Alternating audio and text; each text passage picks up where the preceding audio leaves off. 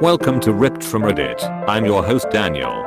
What black market did kids at your school run? A kid in my school used to sell stupid amounts of porn tapes for $10. We found out later that his dad had paid for some porn channels, and I guess he never noticed his son had them open in his room. He would buy empty tapes and just hit record until the tapes were full. I know I bought at least 10 of them. This was in the 90s. That guy was making a shit ton of money. He would bring a backpack full of tapes almost every day and leave school with it empty.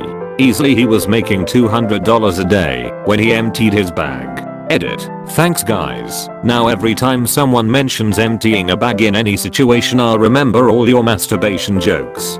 They will come in handy for sure. Man, it's hard to go back to minimum wage after that type of income. Edit. Thanks for the upvotes everyone. His family was loaded to begin with. I honestly think he just did it because he was very popular in school among every group and clique. I was in elementary school when pogs were big.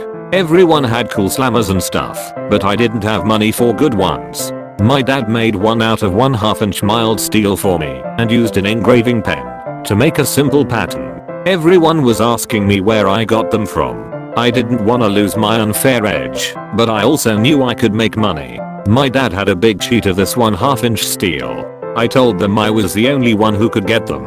I sold them for $15 a pop. My dad kept 10, I got 5. And that's when I learned what overhead was. Edit. First silver. Neato. Thanks. Man, I miss pog life. In 2nd grade I won a Homer Simpson pog from a kid and got them banned from our school. I guess he accidentally put his Homer in, and he was so upset that he complained to the principal and they banged them. Your family life sounds fun. I went to a private high school with a strict dress code, ties, belt, etc. So I bought a bunch of ties and belts from a thrift store and ran a lucrative rental business out of my locker. Rent a swag. If you forgot your gym uniform more than once, you would get fined $5 to rent a uniform from the teacher or serve at detention. I would buy an extra set in the beginning of the school year of each size and then rent them out / wash them myself, undercutting the teacher's fine at a cost of $3. Very lucrative over my middle and high school years. Locker accessories such as carpets and magnets. Carpets? How big were your lockers? Only a few hundred square feet. The fireplace was really disappointing because it was only gas. I used to bang my head on the chandelier till I bought out my friend's locker above and built an extension. You hang the carpet on the inside of the door to muffle the screams of the kid you stuffed in there. Used to crush up warheads and mix them with sugar. Sold them by the straw with the ends melted. 0.50 a piece. Hey kid, want some death sticks? You don't want to sell me a death stick. You want to go home and rethink your life. I used to sell Coke, the drink, because they didn't allow fizzy drinks to be brought in.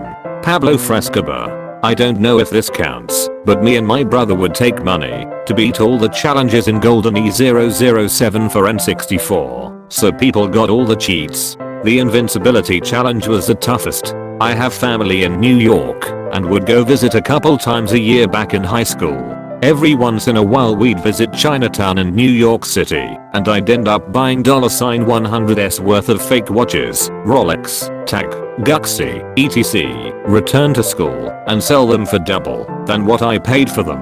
A lot of people still do this. They fly off to China, buy cheap knockoffs and sell them for a huge markup wherever they're from.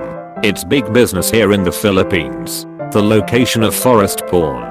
A buddy of mine found his mom's dildo when we're 11 years old and he charged people to come and see it. Made a small fortune during that week it lasted. Step right up, step right up.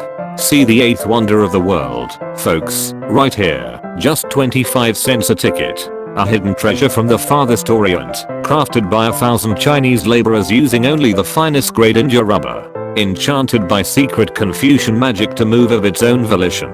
It buzzes continuously with energy, said to be drawn from the dome of heaven. Its undulating motions, at once repulsive and transfixing, are likened to the hypnotic sway of a king cobra. I present to you, even now still sticky with the fragrant dew of a foreign clime, the disembodied phallus of Beijing. At my school they took all sweets out of the vending machines and replaced them with healthy snacks. In the local town there was a sweet shop where you could buy a kilo of mixed sweets for £5. So every week I would go there and buy 1 pound of small paper bags and spend the Sunday night before school repackaging them all ready for the week ahead. Come Monday I would go into school and load my bag up every day selling the bags for 50p. G-rated version of repacking and selling drugs. Apple laptops in middle school. Some had iTunes, some didn't, and the kids wanted it. So I apparently was the only one who knew how to transfer the installer with my USB.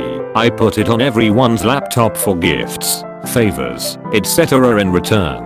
Got caught by the sub that day. I told her it was my flash drive, I could do what I wanted with it. And that's how I got my second detention of my life. Edit. Gifts were typical middle schooler shit. UGIO cards, fruit snacks, best food trades during lunch, gain in popularity and hang out with the cool people. Obviously they were taking advantage of me, but I didn't mind. How did you get the first? Gang violence. You don't wanna mess with the middle school mafia, bro. These little game coupons that our teacher gave out for winning class quiz games. Right when people were starting to get scanners/printers in their own homes, some kid made copies of his coupons and sold or traded them to other students. Edit. Since I have some people asking what the coupons could be traded for, it was usually a piece of candy or a pencil with a fun print or something similar. I think the kids ended up getting caught like 2 weeks into the scheme. Edit 2. A lot of people are comparing this to Diary of a Wimpy Kid, which I've heard of but never read before. I think kids are just clever and do this kind of thing on their own, because a lot of people in the replies had similar things happen in their own schools as well. I don't know if this is where the kid got his idea or not, but this may have been before those books came out. And that's how you first learned about inflation.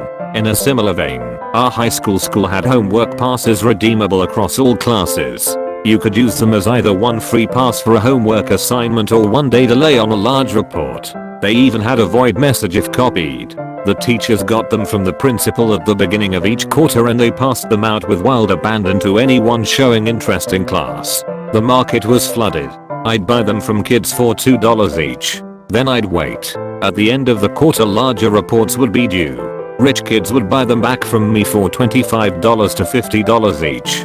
I once made $370 in the last 5 days of the quarter. Whatever I earned, I'd typically only use a total of $15-20 to buy the next wave of homework passes. The rest was mine to keep.